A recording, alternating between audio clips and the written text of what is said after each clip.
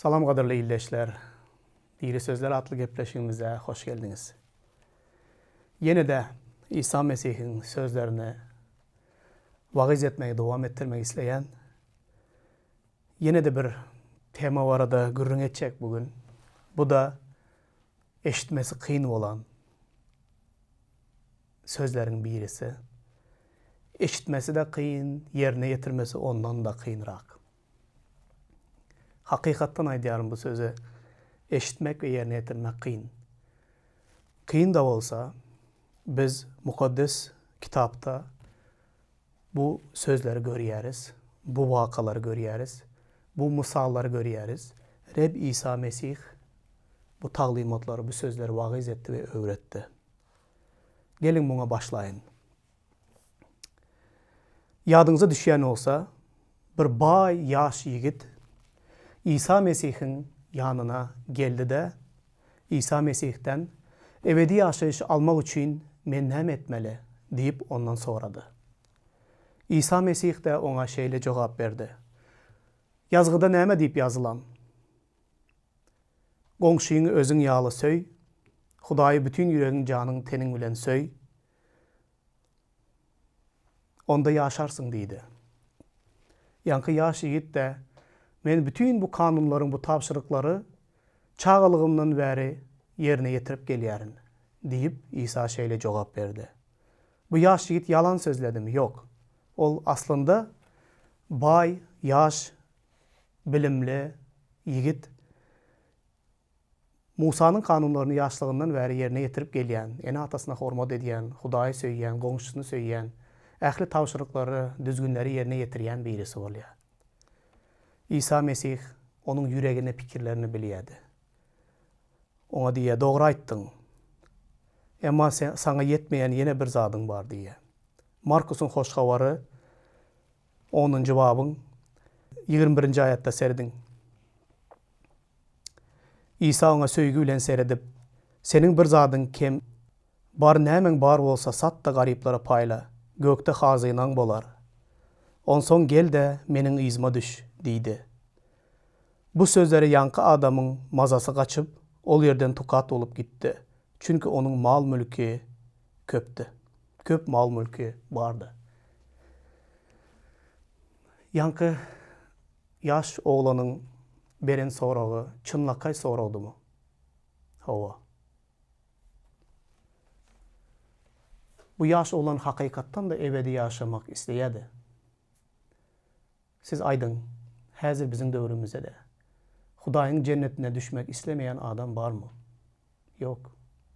Hemme adamda en sonki günahkar, oğru, adam öldüren, zınahor, nehili günahkar olsa bolsun, ol ahir ömrünü Hudayın cennetinde yaşamağı ister. Bu yaş yigit de isteyedi. Ol şol isteyenlik için Musa'nın tavşırıklarını, kanunlarını, ählesini yerine getiriyedi. İsa'dan gelip yeni näme etmelik ya deyip soradı. İsa ona ähli ediyen zatların gowu. Yine bir zadın kemlik ediye. Gitti bar mal mülkünü, baylığını sat da gariplara payla, onson gel de menin izma düş diye. Yankı o yaş yigit, bay yigit katı tukat olup izine öğürülüp gitti. Seya onun köp mal mülkü vardı. Bu dünyadaki baylığını, mal mülkünü ebedi yaşayış bilen bir terezide koyup ölçen vaktinde yankı yaş yigit baylıklarını, bu dünyadaki bar o eye olan zatlarını katı kımmatlı gördü. Ebedi bakı, cennetteki gökte hazine yığınamağı ya da gökteki, cennetteki bakı yaşayışa ünüs vermedi ve onu vacip hasap etmedi. Şunun için İsa'nın bu sözleri onun için katı ağır geldi. İsa da onun en ağırlıklı yerinden tuttu. Çünkü bu yaş yigidin yüreği ol baylıklarının katı bağlıdı. Ol baylıklar, pulu, malı, mülkü onun Hudaydı. İsa şol yüreğinin bağlılığını ondan ayırmak istedi. Ama ol ayrılmak istemedi bundan. Yine de İsa devam ettirýär. Lukanyň hoş habar 12-nji babyň 33-nji aýatynda "Nämeňiz bar bolsa satyň, sadaka beriň. Özüňize gökde könülmeýän kiseler, tükenmeýän hazyna taýýarlaň. Ol ýere ogry golaylaşýan däldir, güýe degýän däldir. Şeýlelikde siziň her biriňiz bar zadyňyzdan el çekmeseňiz, meniň şägirdim bolup bilmersiňiz." İsa Mesih ýene bir şol zady aýdýar. Bar zadyňyzdan el çekmeseňiz, onda siz meniň şägirdim bolup bilmersiňiz. Bu agyr sözler. Sebäbi adam nädip bar zadyndan el çekip bilýär? Nädip adam bu dünýede ýaşap ýören wagtynda gökdäki, gelejekdäki ýaşaýyş barada oýlanyp, ol ýerde baýlygyny ýygnap biler? Diňe bir wagtda edip bilýär. Eger ol hakykatdanam cennete düşjegine, ol ýerde baky mekanynyň barlygyny bilen adam bu ýerdäki ýaşaýyşyň wagtlaýyndygyna çuňur öz ruhunda, öz aňynda, düşünjesinde düşünen adam ol köprägem gökdäki ýaşaýyş barada oýlanyp başlar. Muňa düşünmedik adam, muny bilmedik adam, muňa iman etmedik adam, onuň dünýäsi, onuň ýaşaýyşy, onuň bakyýaty diňe bu ýerde bolar. Ýüregi bu ýerde bolan adam, hazinasyny bu ýerde ýygnan adam we ol ýygnan bar zatlaryna bütünleý bil baglap, ýürek baglan adam İsa diýe, siz meniň şägirdim bolup bilmersiňiz. Meniň şägirdim boljak adam bar zadyndan el çeker we meniň izime erer. Näme üçin bar zadyndan el çekmeseň İsanyň şägirdi bolup bilmeýäň? Sebäbi şeytan hemişe seni saýlagyň öňüne getirer. Eger seniň üçin näme zat İsa'dan öň derejege geçen olsa, şol zadyň üstü bilen seni synaga salýar. Köp adamlar üçin bu baýlyk bolup bilýär. Baýlygy İsa'dan köp söýenligi üçin ol baýlygyny, mal mülküni, puluna hop awanjak bolsa, onda ol baýlygy saýlar we İsa'ny ret eder. Käbir adamlar özüniň şeýle gowy görýän günäleri bar. Lezzetlenýän, günäni gowy görýän adamlar şol günälerinden el çekmejek bolup İsa'ny inkar edýärler. Sebäbi günäleri İsa'dan has, artyk söýýärler. Umuman aýdan wagtynda İsa'nın ebedi ýaşaýyşy eýe bolmak üçin, İsa Mesihiň şägirdi bolmak üçin, İsa Mesihe yürekten iman etmek üçin, onun izine ermek üçin seni bu dünyada özüne baglayan hiçbir zat bolmaly däl. Bu diýdigim sen yalaňaç, öýsiz, jaýsyz, ayakkapsız, egneşiksiz, aç, köçede yöremeli diýdigim mi? Yok. Hudaýyň sözünde şeýle ýazylan: baýlyk artsa da baýlygyňyza ýüregiňizi baglamaň. Yine de serediň.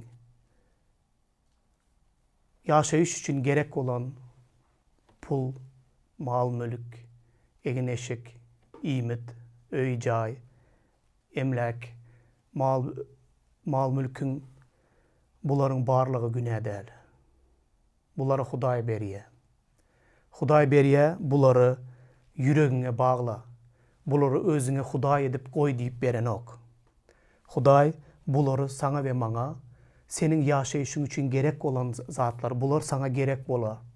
Emma Hudaý mendirin, yüregiňiň iň çuňur yerini maňa ber, yüregiňde Reb we halaskar, hökümdar men bolayyn.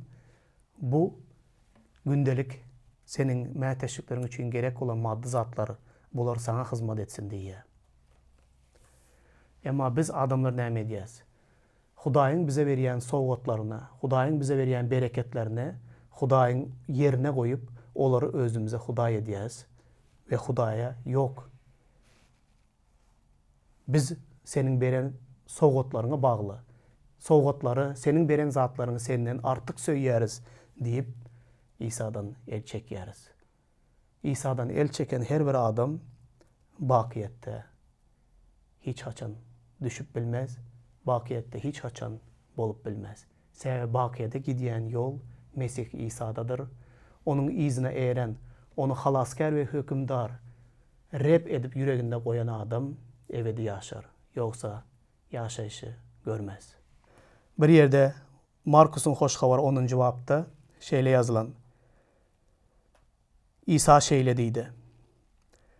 Petrus ondan sonraya biz ähli zadymyzy taşlap senin uğruna yankı belki gepleşiklerimize de görün ettik. Petrus yankı Zebedeyin oğulları Yakup bilen Yahya atasyny, gämilerini, torlaryny, balık tutyan hyzmatyny, işini, iyicek çöregini taşlap İsa'nın izine erdiler.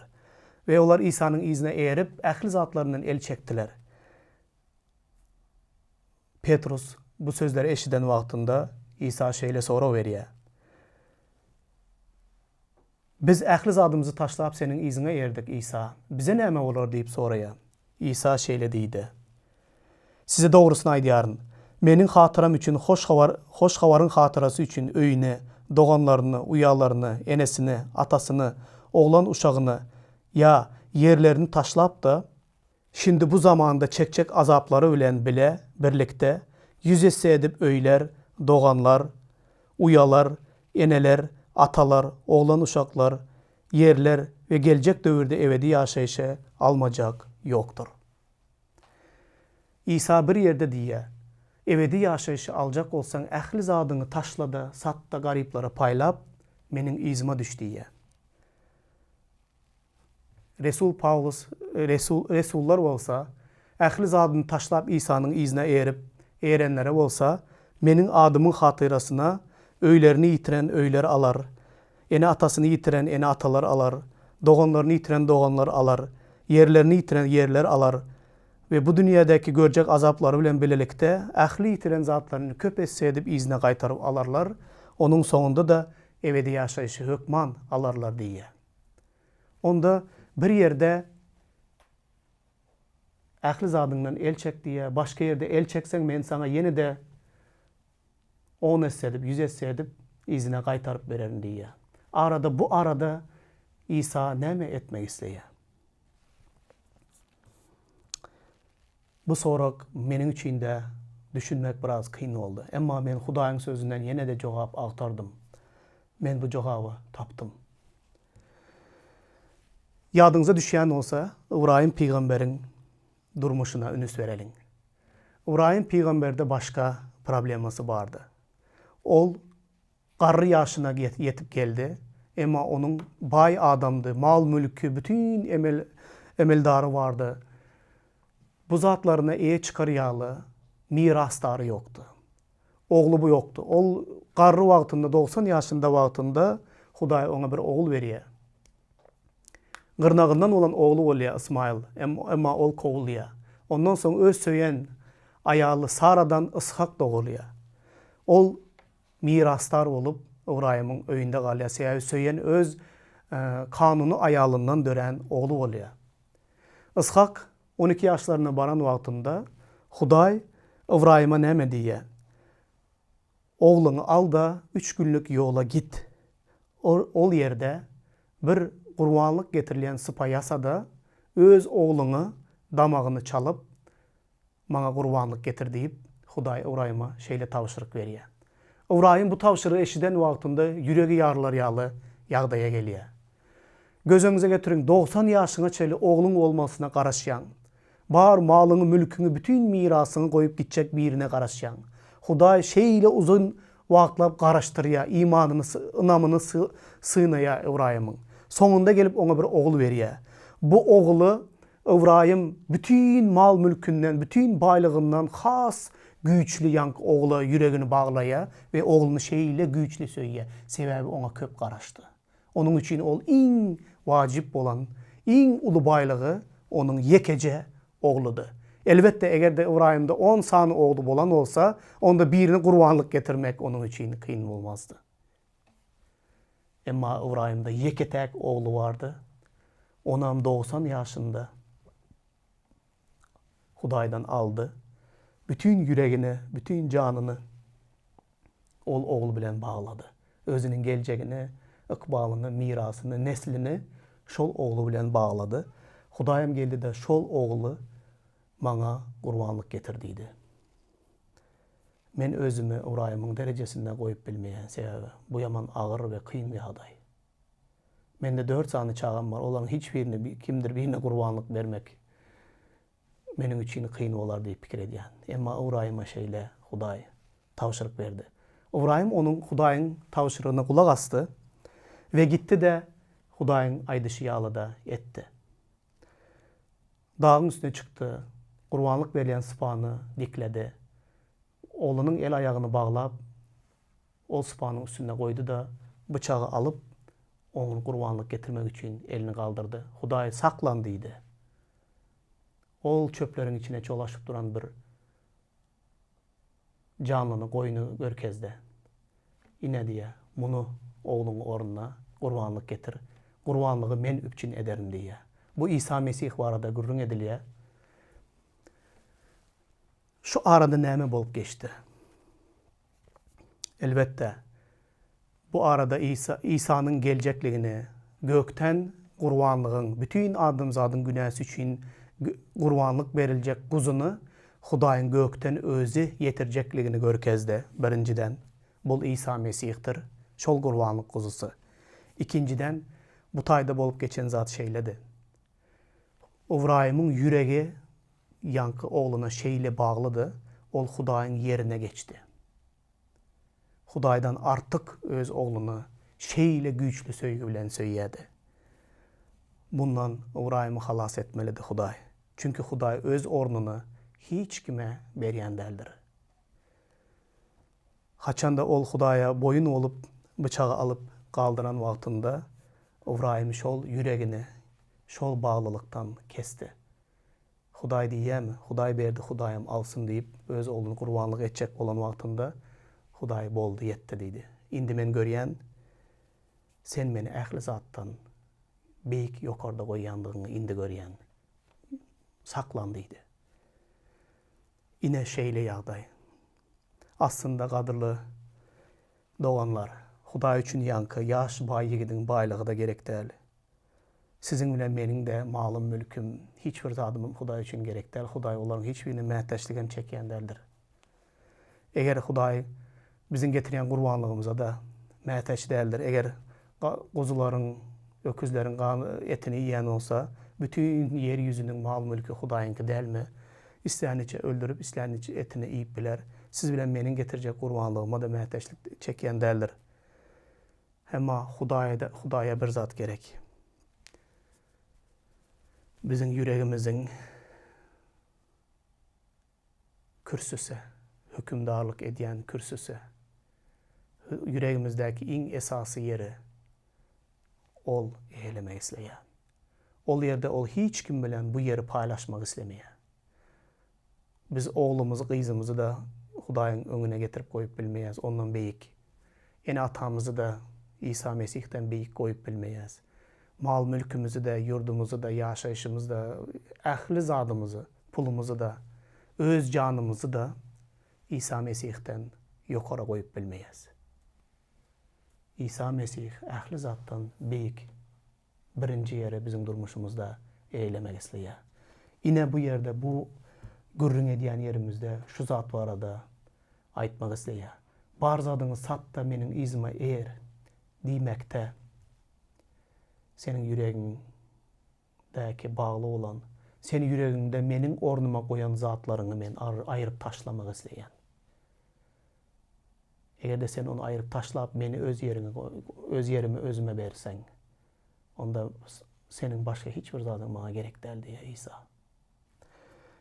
Gadyrly doganlar, men beýle ähli zadymy satyp garyplara paýla diýip Hudaý maňa entek beýle tawşyryk beren ok. Emma meniň durmuşymda başka bir zat boldy. Men öýüm jaýym, malym, mülküm, maşynym, ähli zadym bardy. Bir gece gündüzde, bir näçe sagatyň içinde diýsem hasta gowular. Men eýe bolan ähli zatlarymy bir günde yitirdim. Bir günde hiç bir zady ýok ýaly köçe atıldım. Bir günde öýümi jaýym, ähli zadymy elimden aldylar. Kiçicik çağam bilen ayalym köçede kaldım. İýmene, içmene hiçbir zat yok. Başımı koyaryalı yerim yok. Emma bu mening üçün gaty ağır boldy. Özümen bir baý maşgalada ýa-da barly maşgalanyň da dogulup önübesen adam däl. Mening üçün öz jaýyma, ilkinji öz jaýyma eýe bolmak, özümiň öz hususy jaýymyň bolmagyny bütün ömür arzu edýärdim. Haçanda Hudaý meni bereketläp bu jaýa eýe bolan wagtymda jaýyma, malyma, mülküme, bar zadymy şeýle güýçli ýüregim bagladym. Şeýle söýýärdim. Ve Hudaýa şeýle minnetdardım. Emma bir gije gündüzde men hiç zatsyz bolup kaldym, köçede kaldym. 4 aylyk çağam bilen ayalym. Bu ağır boldy. Gaty kyn boldy. İsa'nın ady hatyrasyndan bugünlere düşdüm. Emma häzir köp wagt ötdi. Yitiren zatlarymı Hudaý köp etse dep izine gaýtaryp berdi. Emma şol döwürde bolan zat şeýledi. Meniň öwrenen sapagym şeýle sapak. Men şondan soňra özüm üçün şeýle karar kabul etdim.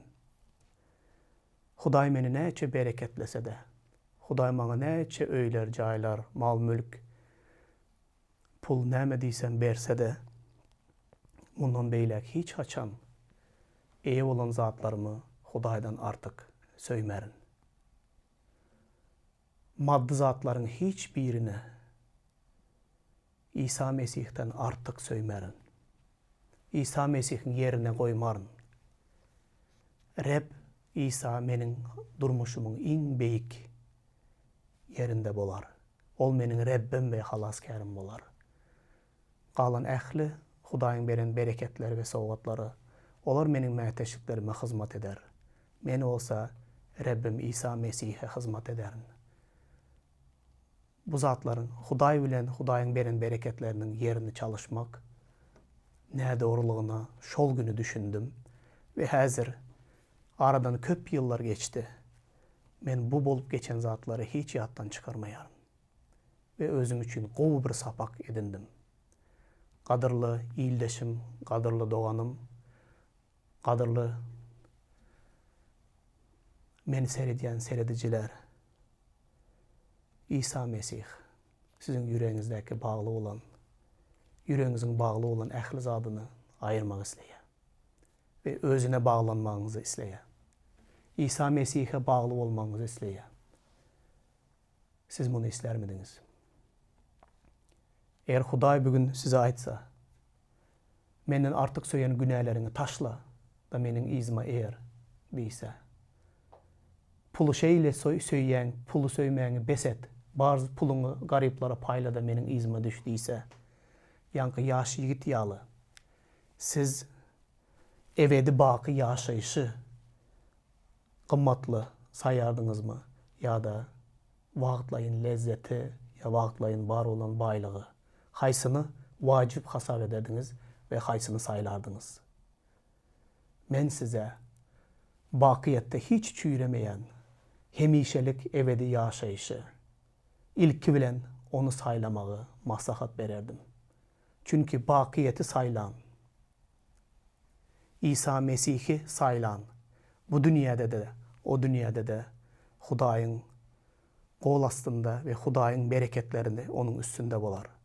Diňe bir wagtlaýyn lezzeti, wagtlaýyn baýlygy ve wagtlaýyn maly mülkü saylan adam, şol maly mülkü bilen bu dünyada çüýräp yok olup, soňuda dözakda bolar. Ýanky ýaş ýigide bütün dünýä malyna eýe olup, öz janyny dözak odunda ýaksa, onun üçin näme peýdasy boldy? Bizim üçin bunun näme peýdasy bolar? Peýdaly olan zat, adam ilki bilen öz janynyň baky ýaşajagy barada alat etmeli. Galan ähli zatlar ondan soň öz yerini tapar. Goý Hudaý size bunu tapmaga kömek etsin ve sizi bereketlesin. Amin.